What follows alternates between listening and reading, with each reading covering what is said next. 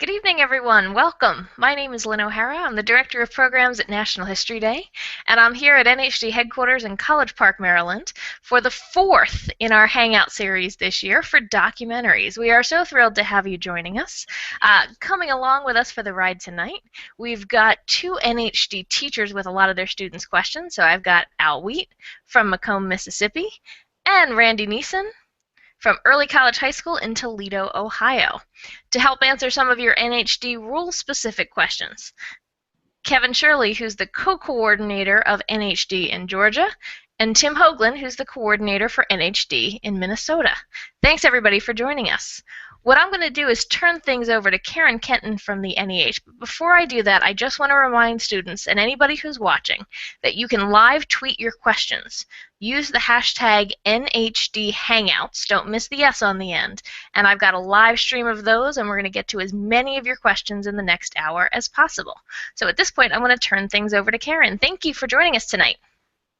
Oh, and thank you so much for coordinating this event, Lynn. And thanks to all our guests tonight. It's so wonderful having students, teachers, and NHD coordinators from all over the country joining us. Before we get started, I'd like to just say a few words about NEH's partnership with National History Day.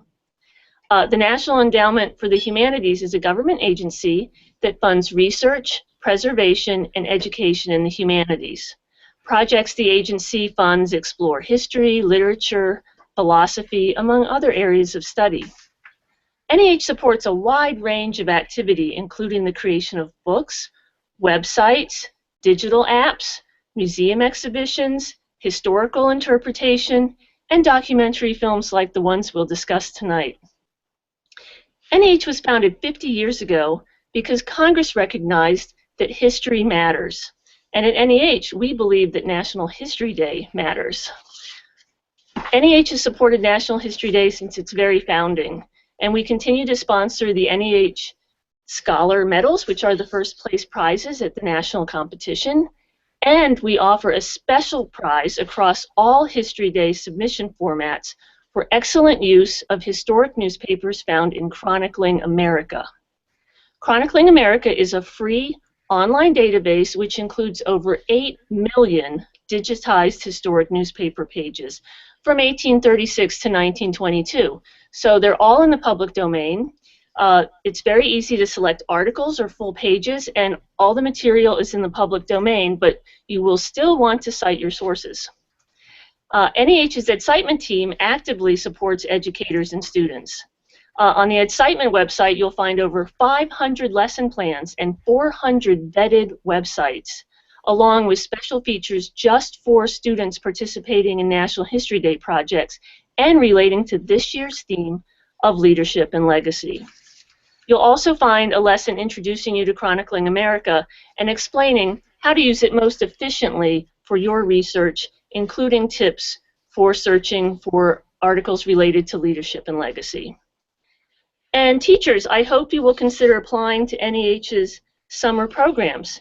Each year, NEH offers tuition-free opportunities for educators to study a variety of humanities topics, and stipends are provided to cover expenses for these 1 to 5 week programs. Okay, well, we are very fortunate tonight to have with us acclaimed filmmaker Larry Hott. He has been producing films for almost 40 years. His awards include an Emmy, 2 Academy Award nominations, a George Foster Peabody Award, the DuPont Columbia Journalism Award, and the Eric Barnow Prize from the Organization of American Historians, among others. He's a member of the Academy of Motion Picture Arts and Sciences, the Directors Guild of America, and the Producers Guild of America. Larry has directed films on a wide range of subjects, from The American Nurse to the interstate highway system, from Notre Dame's football legend Knute Rockne to the boyhood of environmentalist John Muir. Larry's recent films for national PBS broadcast include The War of 1812 and Frederick Law Olmsted, Designing America. He is now completing Rising Voices, a film about revitalizing the Lakota language, which will be on PBS soon. In all his films, Larry brings rich, complex histories to life through creative visual storytelling. He will share with us his unique take on the art and craft of documentary film. Thank you so much for joining us, Larry. Thank you, Karen. Larry, we really appreciate the time and energy you're putting in tonight, and I'm going to start with a question that's live off our Twitter feed right now. What's the best part about making documentaries? What is it that you really enjoy about the process? Well, that's an enormous question. What I enjoy about the process is that each film is like going back to school in the best way possible. I used to say that each film was like getting a doctorate, but then I found out what getting a doctorate really entailed. So I'd say maybe it's more like doing a thesis towards a master's degree. You learn so much about a subject that you really know very little about. You think you do when you get into it, but when you start researching it, you find that in order to put something on film and broadcast it to 2 to 4 or even more million people, you better know what you're talking about. And sometimes we discover, by working with so many consultants and historians, that we actually know in some ways more than they do because they don't always talk to each other. But we've spoken to many of them and read all their books. So we end up with a different perspective on a subject that we might not get if we were just researching it in, say, a narrow field. Excellent. And you're producing films for places like PBS with these huge audiences. But our students are also really doing the same thing on a smaller scale. Can you talk a little bit about some of the challenges of being a producer and especially starting a documentary? Well, the small scale has changed enormously in the last 5 or 6 years, now with Vimeo and YouTube and other outlets on the web. And we, in fact, have been producing smaller and shorter history films, not only for PBS. So there's a very small difference between doing what we've been doing, say, professional history films for websites, and what students can do, as long as the films make sense. And I think the key element is that they're the right length, so that people can watch them not get bored and say, I've gotten something out of it, and move on. What was the second part of your question, Lynn? What's the biggest challenge when you're starting? Because a lot of our students at this point of the school year are wrapping with their research and starting into actual production. What are some of the biggest challenges, or maybe a pitfall that they should avoid? Well, there are so many pitfalls that you can break both legs doing that. The hardest thing is to find a narrative structure for your film. It's very easy to say, I want to do a film on such and such. I'd like to do a film on World War I. I would like to do a film on the Depression. But unless you have a narrative, and a narrative simply means a beginning, middle, and an end, nobody's going to want to watch your film because they want to hear a story. Now, sometimes if you don't have a narrative that takes the film from the beginning all the way to the end, then you can have stories that you string together. But the key word there is story. That's the second part of the word history. So you better have some kind of story to tell. So your biggest pitfall is not knowing how you're going to get across the idea. The second part is it has to be a visual idea. And we really suffer as documentary filmmakers when we try to do anything that takes place before the age of photography. And it's really even just as hard to do something before the age of cinematography. And that brings up the whole question of reenactments, which we'll get to later. But I would say choose your subject very carefully and look for things that have visual representation. Because if you try to tell a story for which and there's nothing to show, then that maybe you should be looking at radio instead of television documentary. Excellent. One of the things that you brought up, this issue of having a narrative structure. Documentary has to have a clear beginning, middle, and an end. And one of the challenges that NHD students face is that beginning, middle, and end has to fit in a 10-minute window. And one of their other challenges is to make an argument. They've got to connect their topic to the theme, which this year is leadership and legacy in history. Can you talk a little bit about some strategies to help make an argument in your documentary? Well, it's no different than any kind of essay you've been asked to write in your academic career. You have to think about what is your opening. You have to have an introduction. You have to have key points that you want to make, and you want to know what your conclusion is. Now, I have found that when we write a proposal, those things seem clear to us, but that when we gather our information, they are no longer as clear as we thought they were. And that's because we're dealing with real material. But we have to have a clear list of questions that are keyed to the elements that we want in the film. So if you're making an argument, say, about a leader and that person has some impact on society, then you know that when you're talking to people, if you're going to use talking heads, for example, that you might have 7 or 8 points that you want to get from each person, and you want to try to create a conversation between those people on screen, because it's rather boring to just have one person talk about one thing and another person talk about another thing and not have any kind of conflict between them. Another thing you probably learned in your typical English class is that every story has to have a conflict. There's no story without a conflict. There's got to be a rub. So you've got to figure out what are those bones of contention? Where's the friction? And if you know what that is, then you can start asking people about it. Now, I'm assuming that people are doing interviews, but if you're not doing interviews, then you're getting into pure writing, right? Because you're not listening to anybody's voice but your own, and that brings up a whole other subject. Well, I think that's a really interesting point, that having that conflict and looking at multiple points of view. Because often, especially when we talk about leaders, there are going to be people who love them, and there are also going to be people who dislike them or hate them for one reason or another. And kind of bringing that conflict to the forefront can be really interesting. Here's a question. You mentioned this earlier. Sometimes you do documentaries where you have images and video, and sometimes you do documentaries that you don't. And our students are often in the same game. What are some tips you can give for students doing documentaries where photos or videos don't exist? Well, reenactment can be considered a dirty word, and that's because filmmakers, documentary filmmakers, are up against Hollywood. We normally, even the professional documentary filmmakers, don't have the budgets that Hollywood has to make things look real. So when you start using actors, or even using rooms or museums without actors in it, you have the viewing audience has an image of what these things should look like professionally, and if they see something that's not done professionally, it looks, in a word, cheesy. So you have to figure out a way to shoot these things that have some verisimilitude, and there's all kinds of tricks to that.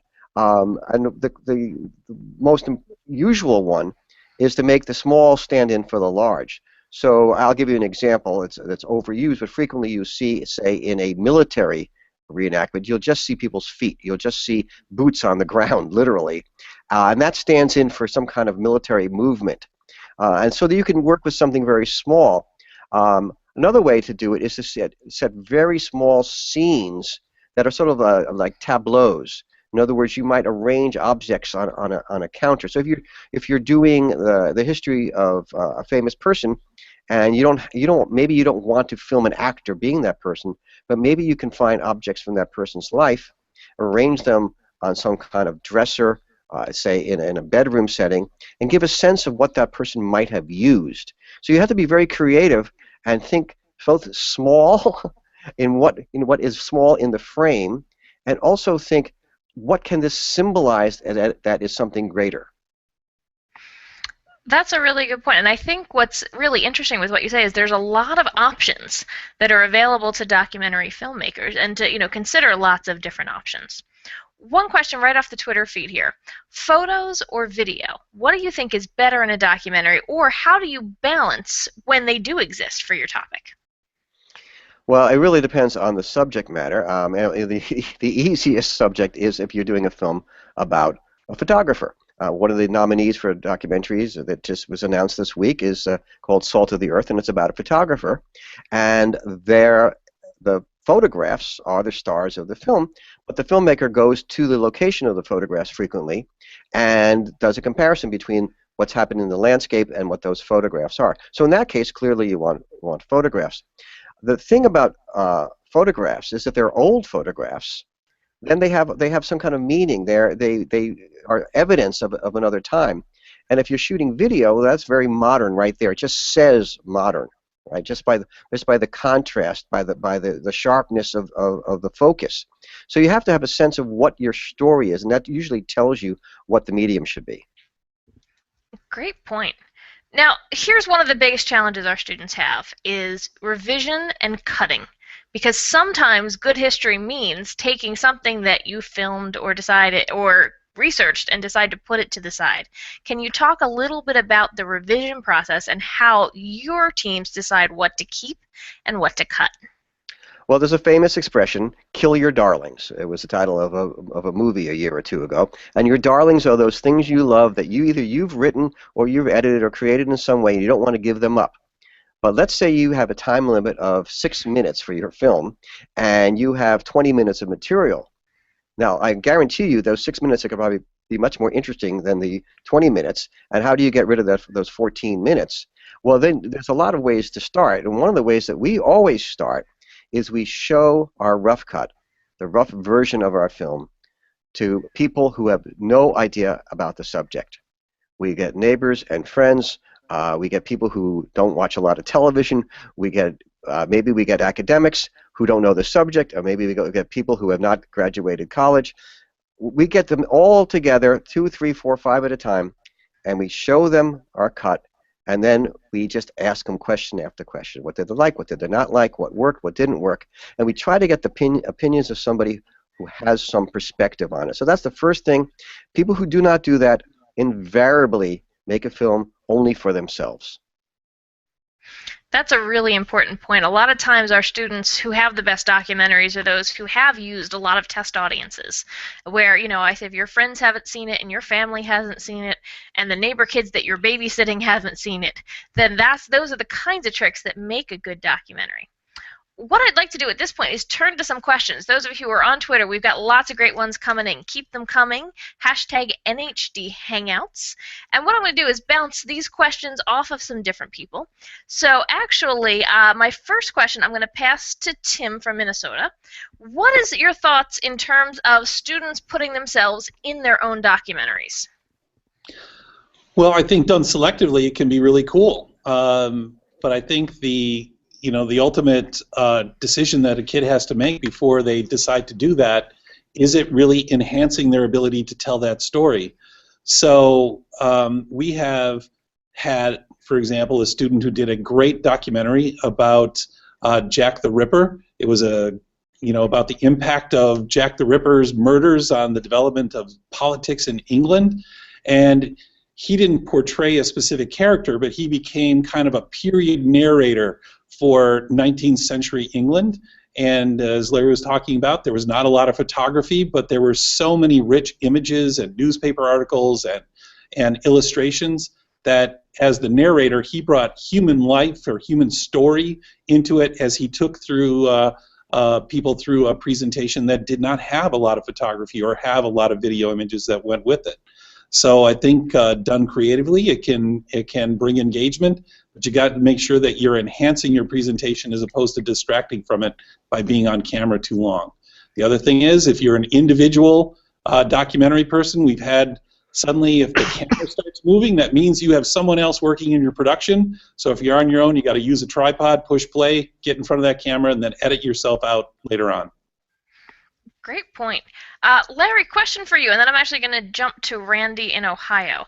Several students have asked the question, what's more important, a good script or good visuals? What would you say to that question? Wow. I would say the third thing is the good sound comes first. I think everybody who works in documentary knows that the audience will forgive bad picture before they'll forgive bad sound. But I would say the script comes first, too. It's all about writing. Whether you never hear a narrator or anybody read anything in the film, it's all about structure, which is part of writing. It's part of the idea behind rhetoric. So you can have a wonderful script and lousy visuals, and if it holds people's attention, it'll be a lot better than having great visuals and a lousy script. Can you talk a little bit about sound? That's something that students sometimes struggle with. What are some tips as they're recording narration or conducting interviews so that in the end they'll have a quality sound product? It is almost the most important part of documentary, and I was just shooting today in a high school where there was a band practicing in the next room, and it was very frustrating. So I've been dealing with this just recently. Well, microphones have gotten better and cheaper, so get the best microphone you could possibly afford or borrow, and then make sure it has the right protection on it. There's all kinds of ways of cutting down on wind and lip pops and things like that. And then the microphone should be on a boom, and this is a really basic technique, but it shouldn't be in your hand. because there'll be all these noises that will come from your body. It shouldn't be on your clothing, and you certainly need, if you're interviewing somebody, to have a directional microphone and not something that gathers sound from all over the place. I'm sorry, I'm talking technically. I'm not getting into too many technical things, but it's really important that you do not have all kinds of extraneous noise because they're so distracting. What was it? Was there a second part to your question? No, I think that's a really good point about using the best equipment that you can have, that you can, borrow or use or come across, but also doing simple things like shutting the door, making sure the room is quiet, controlling those factors that we all can control, like turning our phones off so we don't have that in the middle of our sound. That's never a good thing to have happen. Well, let me say one more thing about it. We spent a lot of time scouting locations to find quiet places. We have been frustrated by it because sometimes you can't. It's very difficult to shoot outdoors in most of the United States, especially in urban areas. And even when you're in a park or even a national park, you're dealing with helicopters and airplanes. But if you put some energy and time into it, you can find a quiet location. If you in somebody's house, you turn off the refrigerator, and our trick, and a lot of people's trick, is to take the car keys and put them in the refrigerator. So when you leave, you remember to turn the refrigerator back on. That's a tip I have not heard before. That's a good one. Okay, I'm going to turn things over to Randy Meeson. You have some students who couldn't be with you, but who left you some questions. So if you could go ahead and unmute yourself, and we'd love to hear some of your students' questions. Okay, good evening. I have two quick questions. One, you talked a minute ago about the relative importance of the script and the visuals and the audio. What order should they approach that? I mean, a lot of my students like to write their entire voiceover first and then think about images that will fit it. Is that a good strategy? Well, yes, and I know people might think, oh, well, that's too formal and too rigid and restricting. But if you don't have everything written out in advance, then you're going to be all over the map when you try to start to produce. You just have to leave yourself open. You can't take that script and then say, okay, now that I've shot everything, I'm going to stick to that script. The script is a guide to get you started. But I think some of the worst films I've ever seen are ones that don't change after the filming has been done. They think that script is everything. The script is just a guide. And then you should take it and rip it apart the same way you would rip apart any short story or any essay you write. Edit it, edit it, edit it. Well, and that's a good point, because in NHD, students have the ability to edit from the time they turn it into their teacher at school to the time they enter a regional contest, in between if they have the opportunity to advance to the affiliate level or to the national level, and we encourage that revision process. Mr. Neeson, go ahead. What's your student's second question? One more quick one. Some of my students, it seems like the trend is to use interview shots. How can you tell when an interview clip is hanging too long? Some of them just, there were some, we watched some work on YouTube, some other NHD documentaries, and some of the interviews just seemed interminably long, and I went back and timed them, and it was only like 9 seconds, but it seemed like an eternity. Yes, you're absolutely right, and we are vicious about editing our interviews. First of all, we are not shy about cutting down things people say. We try to avoid a jump cut. A jump cut is when you just, cut. Somebody says a sentence, you cut out 5 sentences, and you just jump to the next sentence, and that's very awkward looking. But if you've planned, knowing your subject matter, or if you've shot an interview with somebody, and then you can have some B-roll, some visuals, then you use that to cut out the dross in the middle. Right? And a lot of people leave a lot of that stuff in the middle that is boring. They also, another thing that we always do, whenever possible, is we take out the ums and the ands and the ahs, and we cut down a poor grammar if we can. We improve people. We make them look and sound a lot better than they might. And there's no shame in doing that.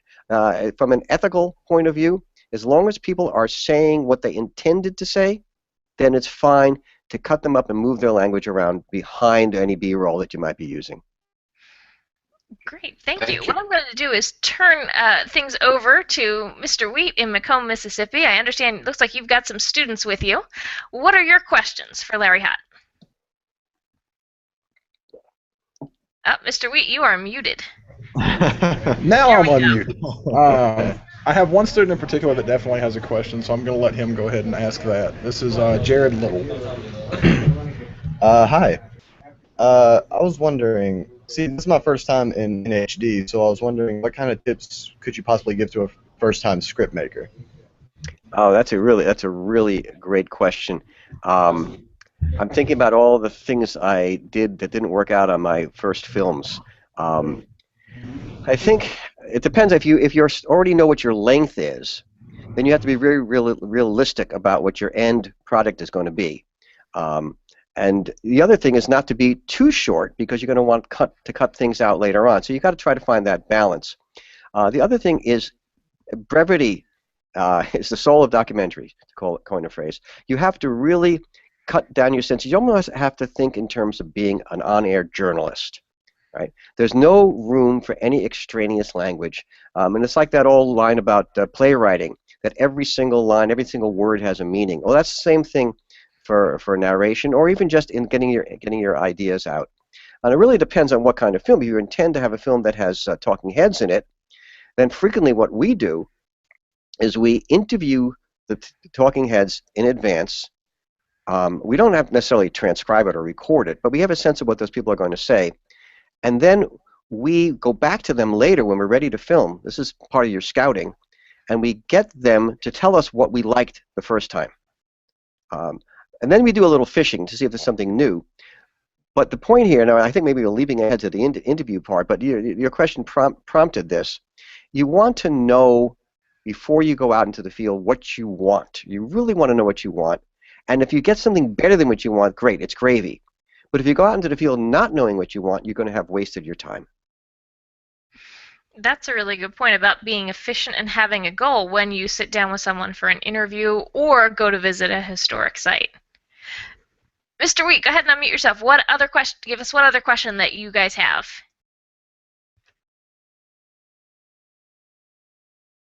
Oh, I'm sorry, Mr. Wheat. I need you to have you. Okay, there we go. Go ahead. Okay, so my editor is choosing to be shy and not ask a question. So I'm trying to think of something to ask. As far as the whole documentary process, with us having such a narrow focus on what we're supposed to focus on, leadership and legacy, how much backstory of a person, of an event should we go into before we get to the actual quote-unquote meat of the movie? You know, this might be a good time if it's queued up, or maybe it can be queued up in a few minutes, is the opening of the film we just did on Frederick Law Olmsted. Maybe we can get that ready. But I don't think there's any motion picture, really, you know, fiction or documentary, that dives right in with the backstory, right? You always have to establish why you should watch this. What is interesting about it? So you need to establish the purpose of your film.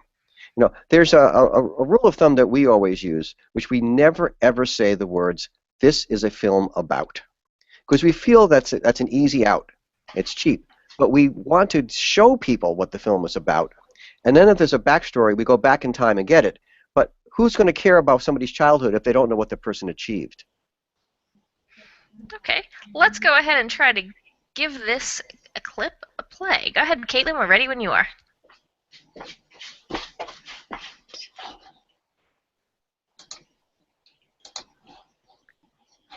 It's not moving. We'll give it just 1 sec. Sometimes it's technically slows down just a little bit. But one thing for students to know, it's a little jumpy. And in the very heart of crowded Manhattan Island, an immense tract of land has been reserved for a public park. Central Park is not a miracle, but it is a masterpiece. It was also the first park that Frederick Law Olmsted ever designed, but far from the last. There would be Brooklyn, Buffalo, Boston, Louisville, Chicago, Montreal, Detroit, Rochester, the Chicago World's Fair, the U.S. Capitol, Niagara Falls, and more and more. What is it about an Olmsted landscape that makes people love them so much? Most folks, when they're walking through the park, they go, wow, this is a really pretty landscape. They have no idea that every nook, every cranny of these landscapes were laid out intentionally. This isn't a piece of natural landscape that someone has put a fence around. It's just the opposite. It's a stage set. If an Olmsted Park is a stage set, its actors play many parts. They make their entrances and their exits. For the past 150 years, people have loved Olmsted Parks, trashed them, fought over them, turned them into ballparks and highways. These theaters of life were the work of the most successful landscape architect who ever lived. Olmsted has a double legacy. On the one hand, he's a super pragmatist. He's a problem solver. At the same time, he's a dreamer. What his parks are all about is finding immensely practical solutions to the problem of building a dream in the middle of a city.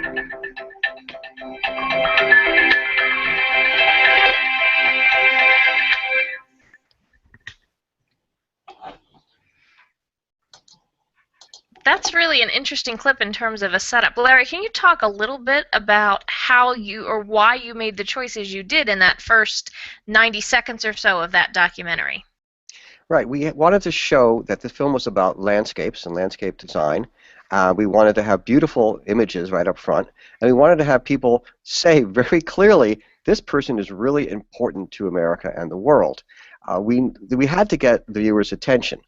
A lot of people don't know who Frederick Law Olmsted is. He's well known in the cities where he has big parks, but not the rest of the country. So we couldn't rely on his name. But by the same token, we couldn't go on forever and ever just extolling his praising him. So we had to think of just what is the right amount of time before we come up with the title, and then after the title, how much more of that do we do before we get to his biography. And the original film had a much, much longer biography. And we just kept cutting it and cutting it and cutting it because we found that we could only sustain just a few minutes of his background before people said, well, that's enough. I could read about this, but I don't want to see it. That's an interesting point, is that sometimes you start with a bigger picture and then you start editing it down. Let me ask a question to Kevin Shirley in Georgia. We have a lot of students tweeting that this is their first time doing NHD. Mm-hmm. And two questions that keep coming up is the time limit and the process paper. Kevin, can you talk about exactly what the NHD rule is for the time limit? Right. The time limit for documentary films is 10 minutes. And what you have to be aware of is really the point that we've been making, that Larry's been making all evening long, is that there's going to be an awful lot of stuff that you love, that you're really excited about, but you have to be the editor. You have to, what is it Larry said, kill your darlings. So you've got to make sure that what you're doing is constructing an argument. And you're doing an argument, and you're building that argument, you're making your case within the context of a 10-minute time limit.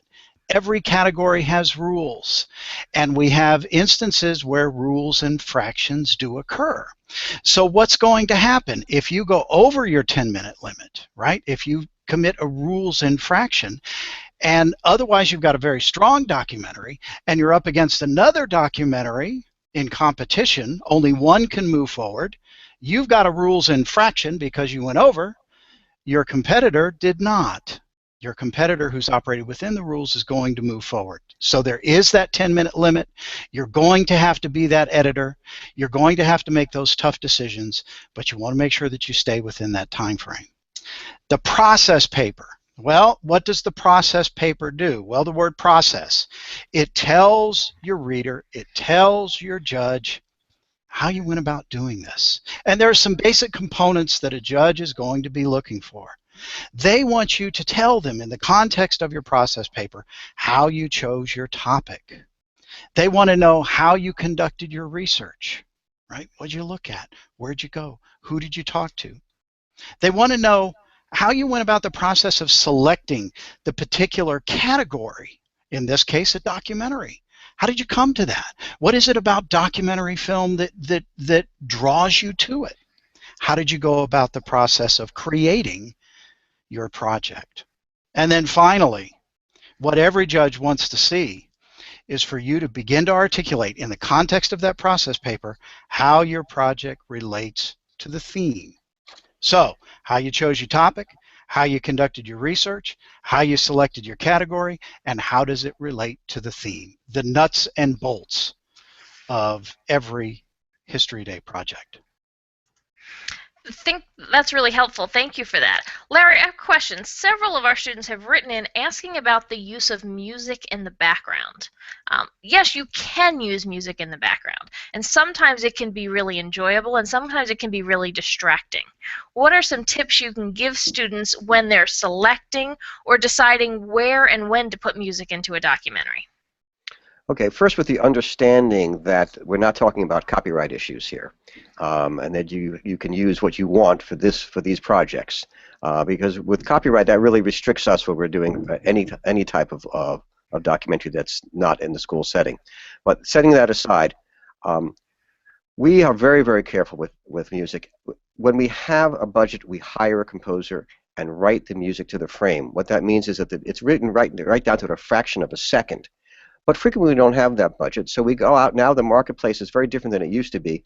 There are many sites where you can get all kinds of music that has been produced for documentary that has the right feel. And what I say about the right feel is it's not going to have a lot of words in it, if any.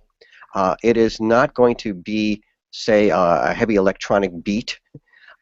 It's going to be a mood. And what we look for is something that sits in the background and is noticeable but doesn't overwhelm. And you can spend months putting in the music, even for a 10-minute film. So you have to be very careful because you're overwhelmed by choices. Where you use the music in the film, there's no rule of thumb. But if there is narration, and in other words, not a talking head, that's a place to consider it. If there is somebody who's speaking and they're off camera, and you're looking at images while they're speaking, that's a place to put it. And at the beginning and the end, and in the credits if you're using them, those are ideal places because they're setting a mood. You want to set people up how they're going to feel about the film, and at the end, you want to maybe a reprise. You want to give them a sense of, through the music of what the mood of the film was. You want to leave them in that mood. So it's very subjective, and I say there's too many choices now. But it is crucial. Now, there's some people who do wall-to-wall music, and I don't recommend that because when you take out music in certain places, you accentuate it in others. It's just naturally accentuated. So be careful about not overdoing it. I think that's like a lot of techniques, that any technique can work well, but you probably don't want to use the same technique across your entire film. Let's address the copyright issue that you brought up, and I'm going to send this question over to Tim. When students are using, whether it be music, images, or video clips from other people's work, how does that work? What are you allowed to do in the context of NHD and a school project, and what are you not allowed to do? I think what kids have to remember, and Larry brought this up, is that you are producing a documentary that's done in a school setting, and it is not for broadcast. If it was going to be broadcast, an entirely different set of rules for copyright are in play. So what you're doing is something that's called fair use. So you are assembling a lot of different things. You might be able to use music that's copyrighted, but because you're using it for this and you're not broadcasting it out to the world, you're okay for the school setting. That being said, though, there's a different way to think about how you're using copyright. For example, if you went into a Ken Burns film and you saw that they had used some historical footage of Charles Lindbergh taking off on his way to London, and that's the only place that you can find that footage, you can extract that primary source footage and use it in your presentation. But we do see a lot of kids who are taking like whole 1-minute segments out of somebody else's documentary and inserting it into there with the narration of that. And so that's really more plagiarism than it is copyright. So you need to take resources, but everything has to be produced with your own ideas so that your script is driving it and you're just trying to find these visual images that you can assemble into your presentation. I think that's a really good point. Not only keeping track, using things in an original way, but also making sure that any sources, whether they be video, audio, images, show up in that annotated bibliography, because you should be able to defend where this work came from. That's part of the research process as well. Here's a question, and I think this is a really interesting question for Larry. What would you suggest that students not put in a documentary? What are some things that you think should be avoided or in any situation? There's no subject, I think, should not be in a documentary. I think you have to avoid libel, anything that's defamatory. In other words, you don't put in anything that's negative about a living person if it is not absolutely true, and since even if it is, you have to be very careful because you don't want to open yourself up to any kind of lawsuit or problems with any of the school authorities. And this is not the same as copyright. It's just common sense. So it's not the subject matter so much as it is how you handle it and what you say about people, particularly living people. Excellent. Now, here's a question actually I'm going to pass to Kevin. A student asked if they are an individual working on a documentary, if they don't like the sound of their voice as the narrator, are they allowed to bring someone else in to record that narration? What's the rule on that? What is it that they say is that whenever you listen to yourself, you know, you record yourself and you listen to it, you always think your voice sounds awful. But in the context of a documentary and in our category, it needs to be your voice. If you're an individual, it's an individual documentary, and you've got a narration, that's your voice. We need to hear your voice, right? If it's a group, you can have, maybe there's a group member, you've got a colleague in the group who can do the narration. But if it's individual, it's got to be your voice. If it's a group, it's got to be a member. Got to keep it inside the team. Absolutely. And, you know, the thing that we want students to learn is that this is their work start to finish, and there's value to be learned in all the different steps. Absolutely. Larry, here's a question that's come up several times. A lot of students have asked, if you have an image, how long should you leave it up on the screen? How long is too long? And if you put an image in, can you come back to it? And when should you come back to it, and when shouldn't you? Okay, with the caveat that there are no real rules, generally, we do not let an image stay on the screen for more than a few seconds, 3 or 4 seconds. If it's something that you really want to look at and you're talking about that image itself, like say it's an old painting and you're talking about the technique and the brush strokes and how things are composed in the painting, well, sure, but then you want to move across that painting. But it's really a rule of thumb is just 3, 4, 5 seconds. As far as repeating an image, no, you don't repeat an image unless that image is something you keep coming back to because that image is the subject matter of the film. But if you just keep repeating an image because you've run out of creative ideas, you're going to show, hey, I didn't have very much to show, and this wasn't a very good idea for a film in the first place. I like that. Tim, question for you. One of the students asked, what is really the role of the annotated bibliography, and how much does that really count towards my overall score in the judging process? Can you talk a little bit about the research behind the documentaries? Well, I think you can never underestimate the importance of that bibliography, because that is showing the foundation that your entire film is built on, especially the primary sources and everything that you put together. One of the first things that a judge is going to look at is, you know, the documentation that goes with it. You could make a beautiful documentary on, you know, any subject by just gathering great illustrations and images and write a great story and narrate it. But if you've only looked at the Great Book of Trains and you're doing the Transcontinental Railway, you know, then you really haven't done your substantive research. So you really need to use that annotated bibliography, and plus you don't have 2 minutes to run credits at the end of your film. So in many ways that bibliography also serves as the substantial credits for your documentary. And I think it's really important to keep in mind, no matter what type of History Day project you're doing, 60% of your score is the quality of your historical research. And often one of the best ways for the judges to evaluate that is by going through that bibliography. And that being said, it doesn't mean that the student with the most research is always the winner. You don't judge a bibliography by its weight, because different topics have different amounts of research that you can acquire. So you just have to be as thorough as you can to find the research that's available on your topic. Let me ask a follow-up question to that, Tim. One of our students asked the question, if you, let's say you did an interview or you looked up a source or you read part of a book and you realize that it's really not helpful, it doesn't really apply, or it's kind of off task, should you put it in the bibliography or no? Well, I think ultimately, as Larry was saying, you have to have a lot of knowledge about other things that relate to your topic. Historians work by having big contextual knowledge. So if you look at the History Day score sheet, it tells you you have to understand the context of your topic. So even though you may have read a book that doesn't directly result in a quote that goes in your film, if it enlarges your understanding of that particular topic so that you can tell a better story, then it relates and it can go in your bibliography. But if you read something that has really no connection or didn't inform you on your presentation, then if you put it in there, you're just kind of adding it for its own sake. Great. Larry, I have a question for you.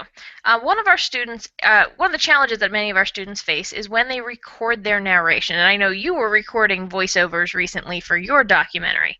What are some tips you can give to students when they're doing that audio recording so that what they say can not only be heard well, but understood? Oh, there's a lot to say about it. I'll try to pare it down. One is when you have your narration written out and you know exactly what you want to say, and it's been vetted and fact checked. That's really important. In other words, you find a source for everything you're going to say that has any number or idea or thought in it that could be challenged by anybody. Then what I do, this is just a simple technique, is I print it out, large print, double space, on numbered paper. And then I have somebody direct me when I'm reading, say for scratch narration. That means narration won't be the final narration because I don't use my voice. But let's say I'm directing somebody, so we'll turn it around. That's something I just did. I have a copy of the narration in front of me. I have the narration that's been given to the narrator. I have a copy of the narration that's been given to my assistant, and a copy to the engineer. Okay. Now in your situation, the engineer would be the person who's helping you record it. I'm saying do not attempt to record it yourself, right? Because you need to be able to listen clearly. And if you're recording it yourself, then you have somebody direct you, okay? So you're talking about the situation, I understand that you have to narrate your own film. Okay, so you need somebody to direct you and tell you to redo the takes and tell you to change the emphasis. And you have to have some other ear in the room letting you know whether it's good enough and whether it's clear enough. And the other thing to do, of course, is to time it while when you're doing your practice narration, your scratch track. When you're doing the final narration, you want to know that it's going to fit. Because if you have only 12 seconds for that 2 or 3 sentences, and then you record it in 16 seconds, you have to go back and re-edit everything, and then you might go over your time limit, so you don't want to do that. So if I boil down this advice is don't do it alone. Have somebody else direct you. Make sure you've done the timings correctly. Number the lines so that somebody can refer to the lines, and then underline anything in the sentences you're reading that needs to be emphasized.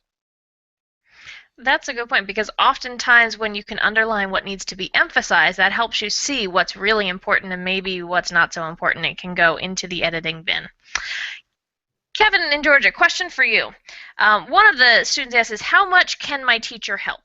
So what kinds of ways can teachers help students, and what kinds of ways shouldn't they be helping students? Right. Well, teachers are great. They're going to be a resource. They're going to offer direction in terms of research. They're going to offer direction and guidance in terms of construction of that script. They're going to be really the guides. But what you don't want to have is you don't want to have that teacher writing. You can't have that teacher write that script, because then it becomes the teacher's script and it's not yours. So they're going to be that guide. They're going to be that person who's going to help you conduct your research, head you in the right direction. They are going to be folks who are going to offer you editorial comments. They're going to offer you suggestions, and they're going to help you with grammar, but they can't write it for you. That's really important, because at the end of the day, this is your project. Absolutely. This isn't your friend's project. It's not mom or dad's project, and it's not your teacher's project. Not your teacher's, absolutely. Tim, question for you. With leadership and legacy this year, several of our students have been asking on Twitter about negative versus positive aspects of a leader. So if you're looking at a leader, and these are people most of the time, and most of the time they are a little bit of good and a little bit of bad, just like the rest of us. How do you handle a leader who might have done some very positive things, but also might have done some other things which maybe weren't the best idea at the time? What recommendations would you give that student? Well, I think as a historian, your job is to look at the story that you're trying to tell. And, people will always have a balancing act. Larry mentioned it earlier. There's always some point of conflict. And I think we've been reminding students over and over and over again this year that the theme for History Day is not leaders and legacy in history. It's leadership and legacy. So leadership has different qualities. And what you might judge as positive or negative might also depend on where you're sitting. So right now Cuba is in the news, and we've had an antagonistic relationship with Cuba. So from the American perspective, we feel like Castro's leadership was bad. Well, if you interview someone who is in Cuba and supports the revolution, they'll have a different point of view. That's why you can bring in those juxtaposed comparative points of view through doing interviews. So I think ultimately we're telling kids that you shouldn't make ultimate value judgment that this leadership was bad or this person was wrong. You need to make the historical argument about the qualities of their leadership and the outcomes that you see from the actions that these leaders may have taken. I have a question to pass along to Larry here. Can we talk about endings? Because a lot of times students will struggle with figuring out how to wrap up in that last, let's say, 30 seconds or 60 seconds of their documentary. What kinds of strategies can you offer them in terms of trying to end on a really powerful note? Well, it depends on how you've structured your film. If you're using multiple interviews, what we do is when we transcribe the interviews and organize them, we always put in the lines a heading on them. We call them intro/conclusion, because most conclusions are the same as introduction. So the first thing to recognize is that a lot of times the same thing that opens a film closes the film. So you basically, your film is a sandwich. You start with an idea of why is this important, and you end with why it's important. Now it depends on if you're telling a real narrative that has an end to the story, then you want somebody to summarize what its meaning is, and you can see why that could also be the introduction. But you want to leave people with an important thought. You want to leave them thinking, okay. And actually, let me rephrase that. You want to think about what you want to leave people thinking, right? Do you want them to think, okay, I want to do more research, or do you want them to think, okay, this person was a great leader, or do you want them to think this is unresolved? You have to know what you want to get out of the conclusion. I have to tell you, it's not easy. It's not easy figuring out how to end a film. I've seen many films that just sort of seem to peter out, and they sort of flow into the credits.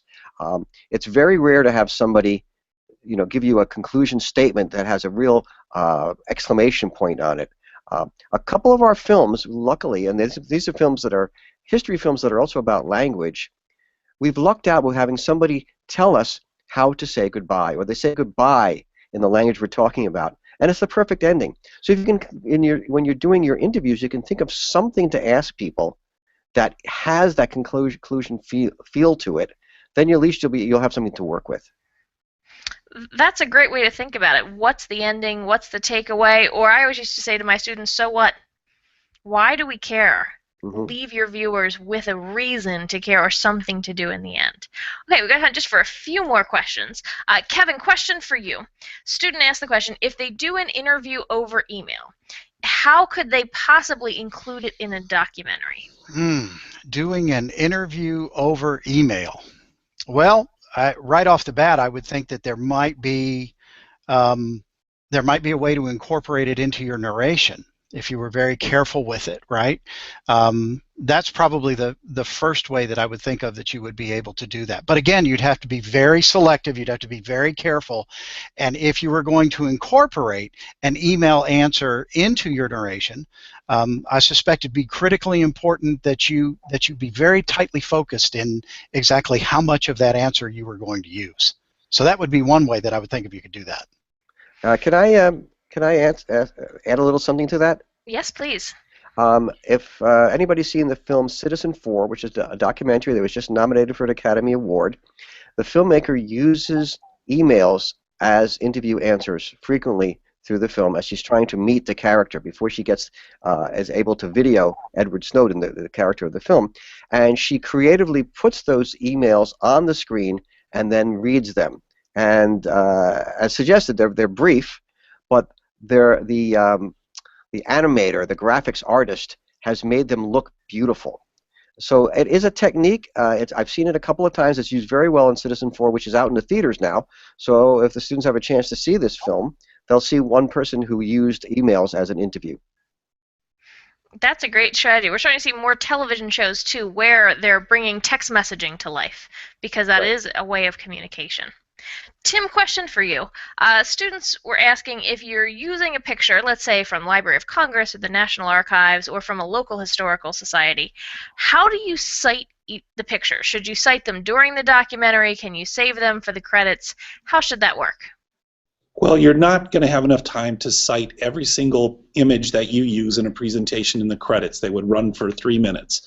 So I think what we recommend to students is that you have that bibliography to cite the main sources of your images. If you're using a large collection from images from the Minnesota Historical Society, you would cite that as a group in your credits. You know, thanks to the Minnesota Historical Society as you're scrolling down. But you're also going to be trying to find not the website where you found that image, it's really the source of that image, who produced it, so as best you can to document where that image came from and put it in your bibliography. So if you're getting multiple images from a single book, and I've seen the illustrated history of Charles Lindbergh, you can show multiple images and say, in your bibliography, this book provided us with multiple images that we were able to use of Lindbergh's flight to Paris. So you just have to make sure people know where these things came from as best you can. And that's a really good point. I always suggest to students, don't try to put URLs or full citations into credits. Nobody can read them that fast, and nobody wants to read them. That's why your bibliography is there, to give that additional information. Final question here to Larry. One student asked a question, and these are students who are dealing with a limited, i.e. almost no, budget. And what are some tips you can give students to help make your documentary look more professional and feel more professional on a shoestring or zero budget? Okay, there are some tips. One, and people hear this all the time, is use a tripod. If you're doing anything, use a tripod. If you're interviewing anybody, be in a quiet place and pay attention to the lighting.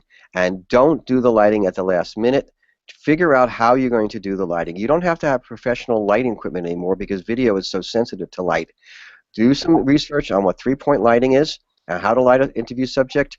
They shouldn't look like we do on these Hangouts. People should have some shadow on their faces. It should be gently, softly lit. Pay attention to what people are wearing. And this is, for me, this is a pet peeve, but never interview people in front of bookcases or computers, right? I mean, it's a cliche, and they're ugly. I mean, they're fine for offices and homes, but that's not good for an interview. You want to have some depth. You can consider using a larger living room or finding a space. It's maybe expensive to rent a space, but you could borrow a space. It's very important to pay attention to aesthetics. And if you're working outdoors, doing any kind of sound work, then don't work outdoors if it's pouring down rain or if it's a windstorm. And if you're doing any kind of landscapes, then really consider shooting them in the best light possible. Do not shoot on cloudy days. Shoot when the sun is low in the sky. Think about light. Film is about light. And I'll add to that, Lynn, when my daughters did the documentaries, the thing that Larry hit on earlier is sound. Do not use the microphone in your computer. You can go find a very inexpensive microphone, and depending on the microphone that's built into your video camera is equally problematic. Sound is so important to make these things seem polished, and you don't have to pay a lot of money to get access to that. Absolutely. And I always encourage students, ask around. See what your friends have, see what family members have. Ask what your school librarian has. Because oftentimes an IT teacher or a computer teacher might have this equipment that they're willing to let you sign out and use. Because if teachers have this equipment, they want students to use it. And on that note, I am pushing right up against the top of the next hour. So what I'm going to do is turn things over to Karen Kenton. And I'm going to ask very quickly that before you head out this evening, right below where this video is embedded, we have a really quick survey, and we really appreciate if you could fill that out. It gives us some good feedback moving forward. But Karen, go ahead. I just want to thank Lynn, Larry, everyone who's on the call tonight, and all of you watching. It's been a great discussion. I learned a lot. And yes, that feedback is very important to us. We want to improve these events, and that takes your feedback. So thank you very much for that too. And I look forward to seeing you on the next Hangout. Great. We have one more Hangout left in our series. We are going to go live next Monday night with our final presenter looking at exhibits. And our guest expert is a woman named Barbara Andrews, who's the Director of Education at the National Civil Rights Museum at the Lorraine Motel. So join us next Monday, 7 p.m. Eastern Time for that. Thanks so much. Have a great night and good luck on NHD 2015.